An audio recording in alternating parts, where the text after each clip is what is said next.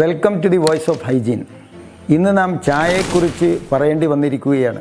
കാരണം കഴിഞ്ഞ ദിവസം പ്രത്യക്ഷപ്പെട്ട ഒരു വാർത്ത അതിമാരകമായ രാസവസ്തുക്കൾ ചേർത്തിട്ടുള്ള കടുപ്പം കൂടിയ ചായപ്പൊടികൾ വിൽക്കപ്പെടുന്നുവെന്നും അത് ഡിപ്പാർട്ട്മെൻറ്റ് അതിനെ പിടികൂടുകയും കേസെടുക്കുക പോലും ചെയ്തിട്ടുണ്ട് എന്നുമാണ്. ആ ചായപ്പൊടിയിൽ ചേർക്കുന്ന മാരകവിഷം പലതരം ഭീകരമായ രോഗങ്ങൾക്കും കാരണമാകുമെന്നുമുള്ള വാർത്തകളും വന്നിട്ടുണ്ട്. ഈ സന്ദർഭത്തിൽ ആ ചായ കുടിക്കാമോ വേണ്ടയോ എന്നതല്ല നമ്മളിന്ന് ചർച്ച ചെയ്യുന്നത്. ചായ തന്നെ എന്താണ്? വിഷം ചേർത്തു എന്നതുകൊണ്ട് അത് മാരകം തന്നെ. പക്ഷേ വിഷം ചേർക്കാത്ത ചായപ്പൊടിയുടെ കഥ എന്താണ് എന്നുകൂടെ നാം മനസ്സിലാക്കണം. തേയില എന്ന ചെടി കഞ്ചാവ് ചെടിയുടെ ഒരു ഇളയ സഹോദരനാണ് എന്ന് നാം മനസ്സിലാക്കണം. ഒരു ലഹരി പദാർത്ഥമാണത്. അതിൻ്റെ അളവ് കുറവാണെന്ന് എന്നേ ഉള്ളൂ. ഉറക്കം തൂങ്ങുന്ന ഒരാൾക്ക് അല്പം കട്ടൻ ചായ കൊടുത്താൽ അയാളുടെ ഉറക്കം തെളിയും. മദ്യം കൊടുത്താൽ വീട്ടിലുള്ള മുഴുവൻ ആളുകളുടെയും ഉറക്കം തെളിയും. രണ്ടിലും ലഹരിയുണ്ട് എന്നതിന് തെളിവാണത്. ഒന്നിൽ കൂടുതലാണ്, ഒന്നിൽ കുറവാണ്. തണുപ്പറിയാതിരിക്കാൻ നമ്മൾ കുടിക്കുന്നു.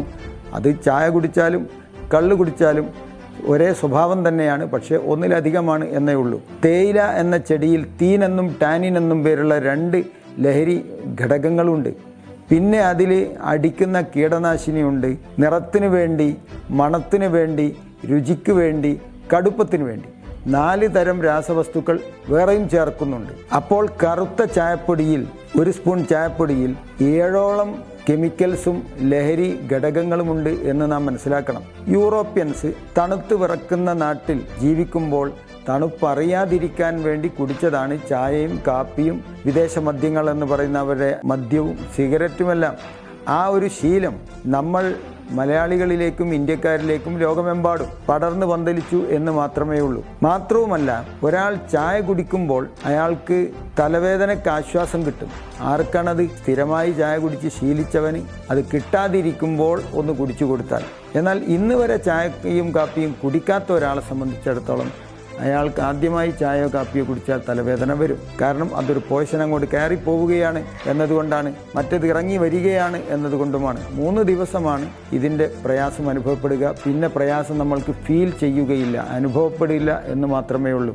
അപ്പോൾ ഇതൊരു ഭക്ഷ്യപദാർത്ഥമല്ല എന്ന് നാം മനസ്സിലാക്കണം. ലഹരിയുടെയോ ഒരു ഉത്തേജനത്തിൻ്റെയോ ആവശ്യാർത്ഥം, ഒരു ഉന്മേഷം, കൃത്രിമമായ ഉന്മേഷം കിട്ടേണ്ട ആവശ്യാർത്ഥം ഉപയോഗിച്ച് വന്നതൊന്നാണ്.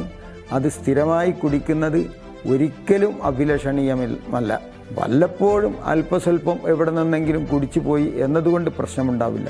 അതുകൊണ്ട് നമുക്ക് പറയാനുള്ളത്, ചായ കുടി എന്ന ശീലം പൂർണ്ണമായി ഉപേക്ഷിക്കാൻ സാധ്യമാകുന്നതിൻ്റെ പരമാവധി ശ്രമിക്കുക എന്നതാണ്. അപ്പോൾ പിന്നെ വിഷമടിച്ച ചായപ്പൊടി കുടിക്കേണ്ട സാഹചര്യവും ഉണ്ടാവില്ലല്ലോ.